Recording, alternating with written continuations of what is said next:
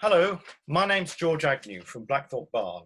I'm doing a series of interviews with makers here called StudioTalk, and the maker today is Raeleen from Potash Leather, who's based in Suffolk from a fantastic shepherd's hut, and she's sitting there now waiting to chat to me. So, hi there, Raeleen, how are you? Hi, George. The sun's shining. Everything's good here. Thank you. Excellent. Well, I've got a few questions to ask you to try and find out a little bit about what you do. So could we start by you telling me how you actually got into making leather in the first place? Well, it was by accident, really. I was a teacher, and one of my hobbies was making things from recycled goods, and I was making a bag and I wanted to put leather handles on, and I found that I couldn't do it adequately. So I found someone who could teach me this. I had to go to Gloucestershire for this to be able to teach me to do some other work. And that was it, I was hooked. I then looked into leather a lot more and found out that it's such a wonderful material. And it's so much better than any other material for making bags, shoes, etc. I don't know if you'd like to hear an interesting fact, George, about leather. I would love to. Carry on. Well, if you have a handbag made out of faux leather, pretend leather, it's actually a plastic. It won't last very long. It can't be repaired. And then when it's thrown away, it will take 500 years to decompose. Leather, on the other hand, if you have a leather item, it will outlast me. It'll outlast you. If, however, it then was thrown out, it would take about 25 years to decompose. So when I make my leather goods, I use vegetable tanned leather, which is even less chemicals used. And I try not to use anything that isn't natural. Occasionally, I might have to use some glue, but I've developed techniques so I don't even need to use glue.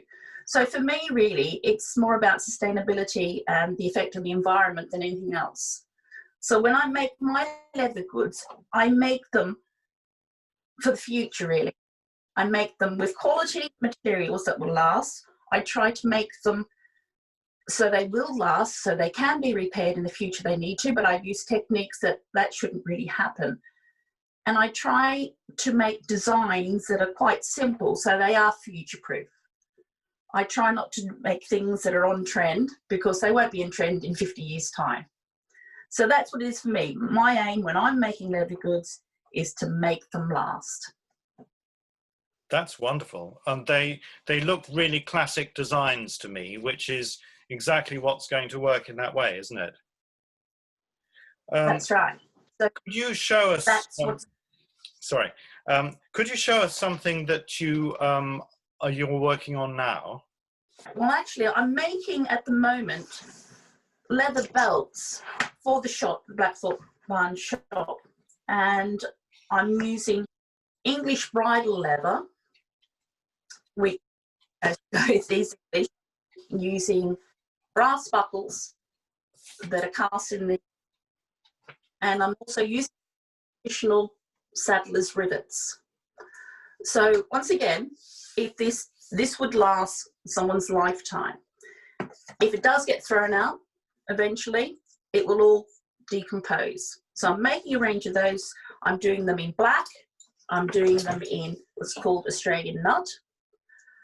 And I'm making them in a variety of widths of 1 inch, 1/4 inch, and 1/2 inch. Sorry, they're in inches, but saddlers and that type of people only use inches. So then I can then cut those to length. So they'll be going onto the shop very soon once I receive a few more buckles to do. That sounds really interesting, and I'm sure they'll be very popular. It's just the sort of thing people fancy for themselves or possibly to give as a present to somebody else at Christmas time. So brilliant. I think that's great. Are there any bags or anything like that that you'd like to show us, or any other bits and pieces? I do make what is very popular and will be used daily is something like a notebook. And these are good for men or women. And I used to make them with notebooks, moleskin. but they're very hard to get alternative sizes for them. So I make them in a standard size. This one here is A5. So this can always be refilled, and that will last a long time. And it will actually age, and it will get a lovely patina on that over the years. So that's really, really lovely.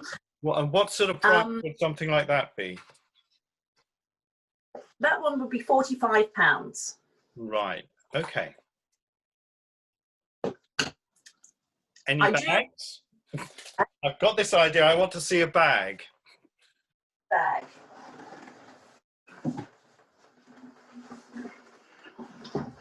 These actually are my most popular bags. It's just a classic tote. And this one here is made from a lovely, lovely, lovely Italian leather. So all the leathers I use are either English or Italian. I didn't say that the thread I use is actually French, only because I can't get the same quality that I can with the French one. So I try to get things as locally as possible. I make my own leather conditioner, so I get beeswax from a friend of mine not too far away. So I try to have things as locally as possible. And when I make these, I can change them. So I can change the size, sorry. I can add pockets, I can do closures on them, etc. But tote bags seem to be the ones that are actually the most popular. And men seem to buy these at Christmas time for their wives. They're very classic. They are really, really beautiful. I like them very much.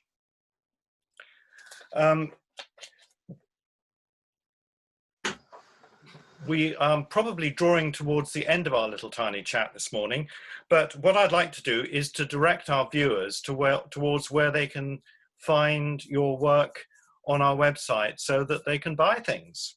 And so what people need to do is to go to shop.blackthorpebarn.com on our website, blackthorpebarn.com, and then go to menu, and then go to handmade crafts, and that will take them directly to all the people who are selling directly on our site, including yourself, of course.